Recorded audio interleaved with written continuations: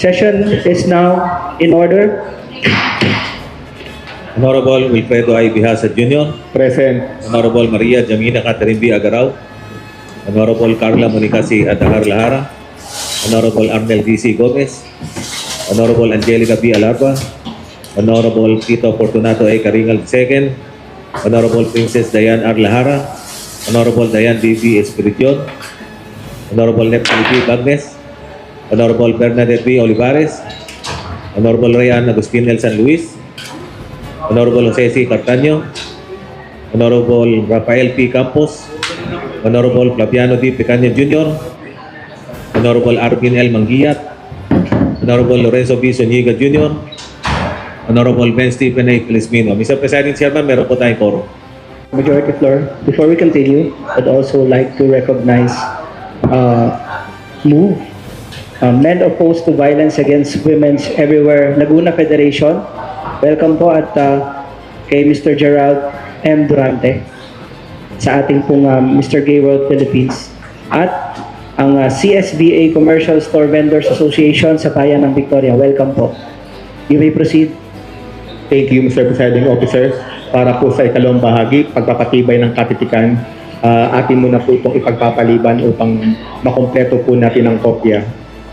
Para po sa ikatlong bahagi, mga kapasihan, kautusan para sa unang pagbasa. Mr. Secretary. Number 1, Draft Ordinance Number 44, Series of 2026. An ordinance protecting and conserving protected trees in the province of Laguna, mandating tree surveys, tree preservation plans, and alternative design in development projects, creating a provincial protected tree registry, and providing penalties for violation thereof. Right, magandang umaga po sa ating mga kababayan sa lalawigan ng Laguna. Nandito po tayo ulit ngayon sa ating transparency report na sa ika-45th na session po natin. Ngayong umaga, naganap po at nagkaroon tayo ng iba't ibang endorsements po na nanggaling po sa opisina po ng Governor's Office. One ay endorsement po sa pagpapatibay ng PPP resolution tungkol po sa GovSol app na ipinatutupad na dati namin inaprobahan po nung unang nakaraang taon. Pangalawa, ang ating pong computerization po ng Cloudflare, another PPP, which was actually complete and was referred to the committee. And the third is for alternative energy, yung ating pong solar panels na ilalagay po around sa lalawigan ng Laguna, starting in the provincial government. Nag-accredit din tayo ng mga samahan po sa Pangil, Laguna, at kasalukuyan nag-report at iba't ibang committees ng ating panlalawigan.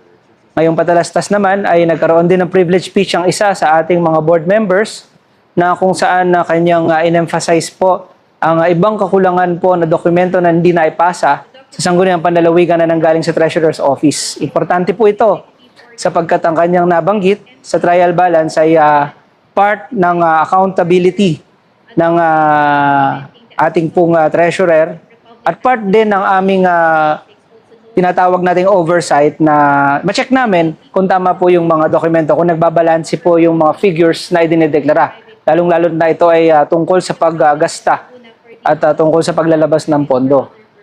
Naimungkahi din ng ating board member Carla Adahar na mapay-refer sa Committee and Bank ng adoption ng rules natin, i-amend actually, not adoption, i-amend natin ang ating rules para magkaroon po at ma-establish ang minority at majority sa sanggunian panglalawigan.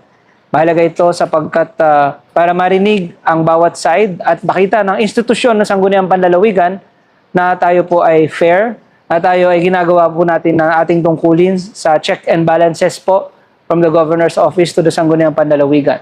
So that will be tackled on a committee hearing as scheduled by Board Member Bong Bihasa. Antabayanan niyo po mga susunod na ating report na transparency. Maraming salamat po. I move na ilit po natin ang suspension ng ating rules. Suspension. There's a motion to lift the suspension of the rules. Is there any second? Suspension of the rules lifted. Maraming salamat po para po sa ika-7 bahagi, mga pag-uulat ng lupon. Para po sa Committee ng Finance, Budget, and Appropriation, sa isa pa pong committee, humingi po muli ng pagkilala Bokal Neptali Bagnes. Board Member Neptali Bagnes is recognized. Maraming salamat po, Mr. Presiding Officer. Mag-uulat po ang Committee on Finance, Budget and Appropriations in behalf of Senior Board Member Jam Agaraw, who is on official business.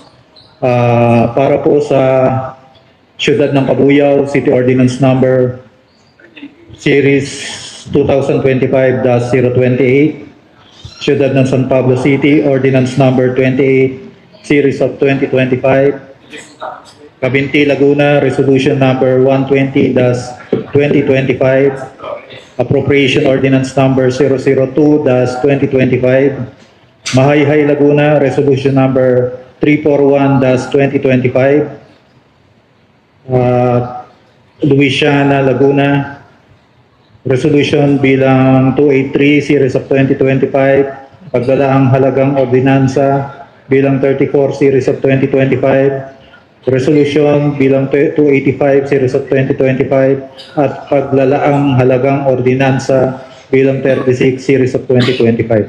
Wala naman pong nakitang problema, kaya po hinihiling po ang pagpapatibay ng ulat ng report. There's a motion to adopt the committee reports as mentioned by our proponent. Is there any second? Unanimously seconded. Approved. Adopted. Mr. Presiding Officer, hingi po ako ulit ng suspension of internal rules. For what matter? Magre-report po ang Committee on Laws. Okay. There's a motion to suspend the rules.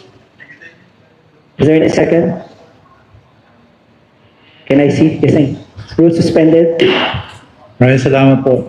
Ito po ay tungkol sa resolution authorizing the Honorable Governor Marisol Aragones Ampelo to enter into and sign for and in behalf of the Provincial Government of Laguna a Memorandum of Understanding with the following institutions: Applied Pharmaceutical Distribution Incorporated, Advent Health Medical and Diagnostic Clinic, Quality Check Diagnostic Clinic at Cabuyao City Hospital for the provision of medical assistance services to indigent and financially incapacitated patients. There's a motion to adopt the committee report and adopt the resolution. Is there any second? Adopted and approved. Maraming po Thank you. salamat. Yaman din lamang po na ito po ay na-aprobahan na po para sa committee level. Hinihiling ko na rin po na ito po ay mapagtibay para sa ikalwa at huling pagbasa. There's a motion to approve the items for second and final reading. Is there any second? Approved. Maraming salamat. Then ngayon po humingi po ng pagkilala para po sa kanyang privilege speech, Bukal Carla Adahar. Board Member Carla Adahar is recognized.